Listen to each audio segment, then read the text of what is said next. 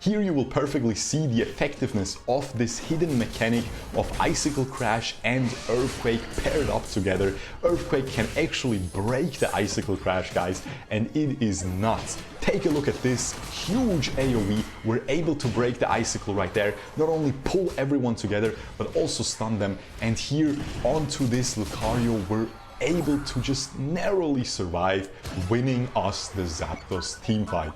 Yo, you're watching Shurkou, we're back with some more Pokémon Unite, and in this video we will be checking out the Mamoswine once again, and I'm gonna be showing you a new build that relies on a hidden mechanic that I just discovered yesterday on this Mamoswine, and it is pretty crazy. It is very, very interesting. I definitely think this moveset becomes viable because of it.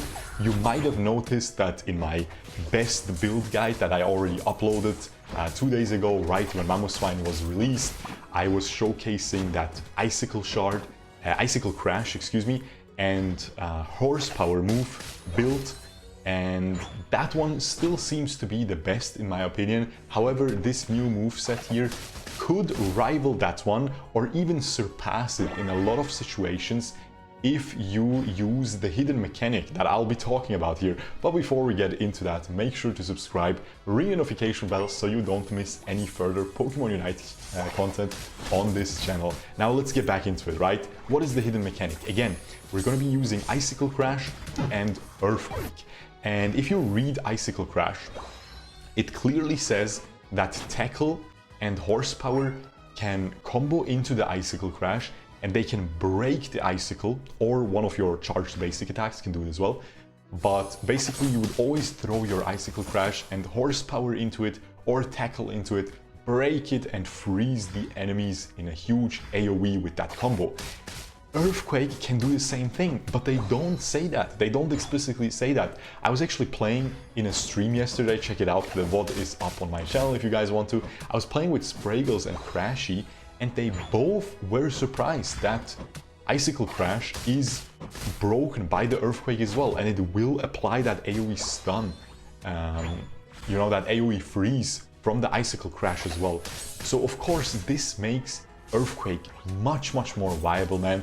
The thing about Earthquake is it has that little wind-up animation where you can't just instantly jump onto the enemies. You press it and it has to kind of like, you know, kneel down a little bit, the Mamoswine, and then it jumps. And of course the effect of it is great. The range isn't that long, that's why I still prefer probably Horsepower in a lot of situations. Even though Horsepower also has a little bit of a travel time, a little bit of a wind up, I still think in general that move just seems better by itself than the Earthquake, right? I think we all agree at this point. But Earthquake has such a good effect if you're able to hit it, because it pulls all the enemies together to you into the center of that Earthquake, and pair that up with Icicle Crash, you pull them all together, the Icicle breaks, they all get frozen, and they're all sitting frozen in that small spot. Especially when you evolve Earthquake, it pulls them even closer a little bit, it makes the pull effect better. And yeah, it just, like, you have such a powerful teamfight tool, and you've already seen it in the intro of this video, and you will see it again during this gameplay. By the way, this gameplay, again, master rank gameplay here, Mamoswine. It was a crazy one. I think it will be a lot of fun for you guys to watch, but it will also be pretty frustrating, because as you probably notice, I'm level 7, and the little Charmander is still a Charmander, and there's only 6 minutes left in this game. And there you already saw that combo, see? It breaks the Icicle, man. And again, they don't say that in the text of the moves. See? It breaks the Icicle. It is so good, honestly. You pull them in, you break the Icicle, boom. They all get frozen in addition to getting pulled, and then they're in that small AoE. Your teammates can follow up with their AoE moves, and it is really potent. But yeah, as you can see, man, take a look at the minimap. At the very left, you can see the Charmander wasn't too happy with how he was playing, you know, the little soy boy. So he just goes AFK. And a quick little spoiler, he's not coming back. So we're playing a 4v5. And let me tell you, it's gonna be worth watching. And in my opinion, it's a 3v5 because look at this Talonflame. The Talonflame is not going to go AFK, but definitely, let's just say interesting gameplay, okay? A little bit disappointing, let's just say that, especially because I believe he was also a master player.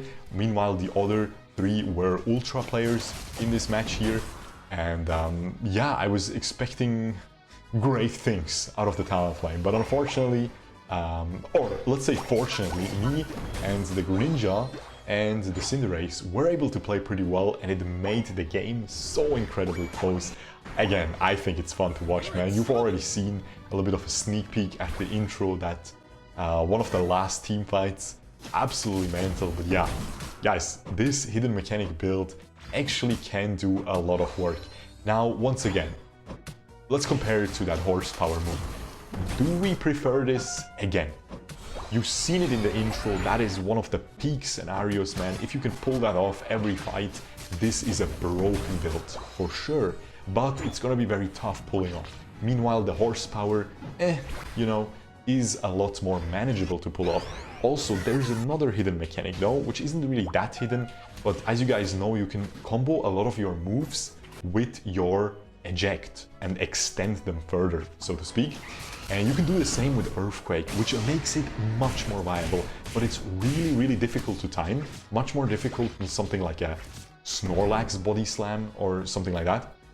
So, or you can also combo the Eject button with horsepower, with the horsepower move, and yeah, with that one you also it's much easier, you know, than with the Earthquake. The Earthquake is a very tough timing, man. Like, you have to basically, when the Pokemon almost lands, okay, when the Mamoswine almost lands, you have to extend it further. As you can see, surrender vote already coming in, man. I would assume it's the Talonflame voting that, and luckily the other 3 of us are on the same page. We don't want to surrender. And yeah, where's the 5th one? The 5th one is, you know, AFK. As I said, he already disconnected, long gone, not coming back. But yeah, again, man, it's really weird how there is some of these hidden interactions where they just don't write them down in the move. Again, they explicitly wrote that you can combo Icicle Crash with Tackle, with your charged attack, or with the high horsepower. What is it called, man? As you probably noticed, I keep saying only horsepower. Is it heavy horsepower? Is it high horse? I think it's high horsepower.